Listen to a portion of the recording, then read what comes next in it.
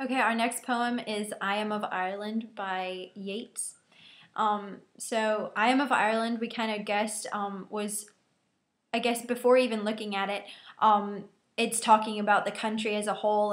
And then as looking at Yeats's bio, he is an Irishman and he was born in Ireland. So we kind of got the feeling that it's going to be about the history and about, um, His homeland. yeah. And so it's kind of, you would guess it's patriotic to start with, but as you see, it kind of changes. So, I am of Ireland in the holy land of Ireland, and the time runs on, cried she. So she is born of Ireland and born of the country, and the holy land of Ireland. So she's like born of the religion, which is mainly Catholicism. And time runs on, cried she. And time runs on, I guess, is like the desperate pleading of Maud Goon, who was Yeats's close friend. Come out of charity, which is pretty much like come out of England. At this time, Ireland and England had really bad relations, and England was kind of looked as the superior, and so Ireland was like seen as like pitiful, and they were like a charity to England, and so I guess come out of charity it was almost like mocking kind of, and then come dance with me in Ireland. And when you look back to Yeats's bio and his relationship with Maud, you can tell that she's like teasing him and like luring him because she knows of his love for her. So come dance with me in Ireland was pretty much she was just inviting him to return to Ireland, but the dancing is kind of like luring, and she's almost a temptress. Yeah, and the entire first few lines are in quotations, like I am of Ireland, and she's talking about herself, and she's of the Catholic faith, and Yeats was a Protestant, an Irish Protestant, and even though technically he is of Ireland, when the poem's title is saying I am of Ireland, it's reflecting Maud Gonne's Irish descent, not his. And it's like, and time runs on, and she's pleading with him to come back and to come see her and to come, not like, I mean, it's almost like come cavort with me in Ireland. When it says dance has kind of a, wishy-washy connotation. It can be seen as, sort of a tempting, teasing, luring, and she's inviting him to return to this homeland that he's kind of disowned by going to England. And England at this point was Protestant dominated, and that's where he felt more accepted and more at home, and not really in his actual homeland. And when she tells him to come out of charity, it's like you said, it's coming out of England, but it's also like come out of your views, like come out of your opinions, and come see what's happening in Ireland. Because at this point, Ireland was sort of in tumult. It was a little bit, religiously, politically, just kind of in upheaval. And she wanted him to come, and she was an activist. And the main reason why their relationship romantically didn't work is because he refused to take part in all the things that she did. And he proposed to her some 4 times or something, and she continuously, rejected him and did not accept his love. And so this is his way of sort of turning the tables a little bit and making it seem like, she was this temptress and she wanted him to come do these things with him, when in reality she never really returned his love because of it. The next stanza, one man and one man alone, is like the repetition mainly shows the emphasis that Yeats is lonely in England. He doesn't have her with him. But I guess the loneliness kind of like symbolizes him being singled out, I guess, by his religion. So he would be singled out if he went to Ireland in that outlandish gear. So outlandish is like odd and out of place, like a foreign. So Yeats would be foreign as a Protestant in the predominantly Catholic Ireland. One solitary man, so he's totally avoiding the Catholic society. He just wants out of Ireland. He doesn't want anything to do with it. Of all that rambled there, and there is referring to Ireland, so he has no pleasure in going to Ireland, and nothing that's going on there makes him want to return. And, by saying all that rambled there, rambled implies kind of like hectic or disjointed events, and that's really what, it was messy. It was what Ireland was. And he's saying in that outlandish gear, that's almost a metaphor for the Catholics' beliefs and the politically opposing people's beliefs. It's saying I would look silly to try and wear the hat of an activist when I really have no interest at all in being involved in this. had turned his stately head. That is a long way off. Yeats feels that he's better than those in Ireland.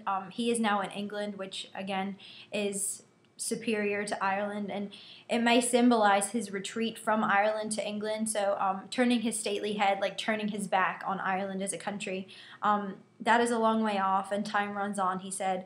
I guess this is just emphasizing the time that he hasn't spent in Ireland and the time that he has been in England, and how that, I guess, and time runs on, may symbolize back to and of all that rambled there, like this is going to continue, like it's just showing the continuation of the hecticness and the chaos that's going to keep going. And when she says in the first stanza, "And time runs on," it's like "And time goes on and you're still not here."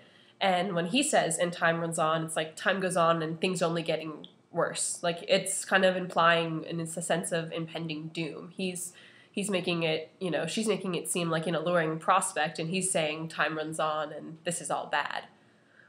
And the night grows rough is the last sentence in that stanza, the last line, and saying that things are only going to get worse in Ireland.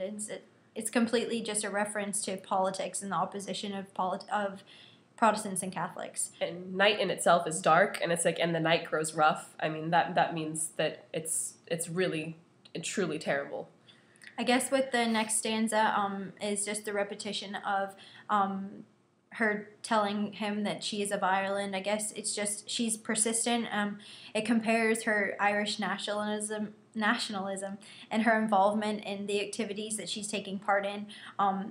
And so I guess cried she, and so she's like desperate for him to come back. And this may be Yeats's completely different turn of things, that how he wants it to seem that she wants him and not the other way around, when it was that way, in fact. And I guess come out of charity, it's just she's telling him to stop whatever he thinks he's doing good in England, because in her mind it's not good at all. Like she should be joining him in the country where he was born.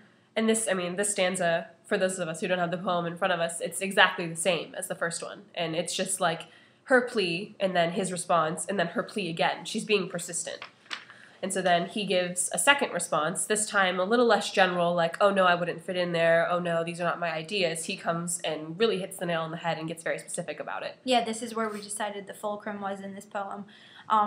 Basically in just the way that he interprets this whole situation.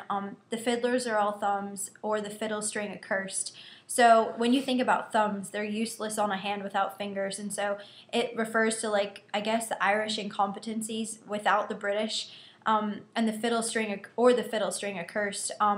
Accursed is under the curse, and it really expresses Yeats' strong dislike for the Irish society, and how he just doesn't think that anything's going right there. Like, there has to be something going wrong. They're cursed. And it's literally him saying, is it the players or is it the instrument? And it's kind of like an allusion to, is it the politicians or is it politics in general? Is it just the nature of the beast that's corrupt, basically? The drums and the kettle drums.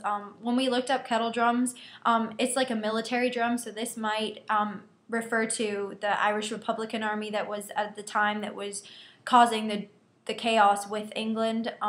And so the drums and the kettle drums and the trumpets are all burst. So burst, everything's broken and perfect. And again, with the thumbs without fingers, they're useless. Like what use is something that's burst and broken? It's a lack of harmony too. It doesn't sound pleasant. It's not pleasing to the ear at all. It's messy. The trumpet and trombone and cocked and malicious eye. So I guess with trumpet and trombone, like they're two different things. It's like musically they're completely different, and so like I guess it shows the opposition forces within Ireland, like the Protestants and the Catholic. Obviously there are Protestants living in Ireland, and it just shows the real tension that's there. And cocked a malicious eye, malicious is negative, obviously, like ill-meaning, but time runs on.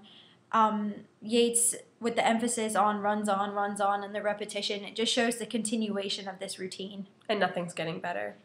And finally, she has the last say in the last stanza. She's pleading again for him to come back to Ireland. So it's almost as if she has the upper hand in this, no matter how we paint the picture. And the meaning of the poem? Pretty much it was it was Yeats just really expressing his dislike for Ireland, and he was just really not in agreement with anything that Maud was doing in Ireland and with her activities in Irish nationalism and such. He's just, I guess, he's expressing her tempting him to return, when in fact in reality it was completely the other way around. He wanted her so bad, and this if it was changed, this would be him tempting her to come back. And in a way, I mean, in general, this poem is just, it's a comment on Irish politics. This poem is meant to express his viewpoint, his personal political viewpoint, in a more roundabout, sort of clever way. And knowing the cultural context and the emotional context of the poem for Yeats is really, really key to understanding this poem, especially